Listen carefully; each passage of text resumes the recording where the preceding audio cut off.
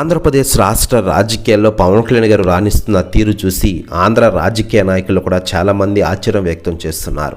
ఇంత చిన్న కాలంలోనే ఆయన మంత్రిగా వ్యవహరిస్తున్న తీరు అందరూ ఆశ్చర్యం వ్యక్తం చేస్తున్నారు.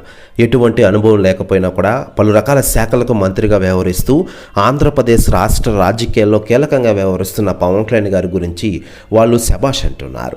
మరోవైపు పవన్ కళ్యాణ్ గారు ఆంధ్రప్రదేశ్ రాష్ట్ర రాజకీయాల్లో కీలకంగా వ్యవహరిస్తున్న విషయం తెలిసిందే. ప్రజలకు మెరుగైన సేవలందిస్తూ దూసుకెళ్తున్నారు మన పవన్ కళ్యాణ్ గారు. మరోవైపు పవన్ కళ్యాణ్ గారు ఆంధ్రప్రదేశ్ రాష్ట్ర ఉప ముఖ్యమంత్రిగానే కాకుండా పలు శాఖలకు మంత్రిగా కూడా వ్యవహరిస్తూ ఉన్నారు.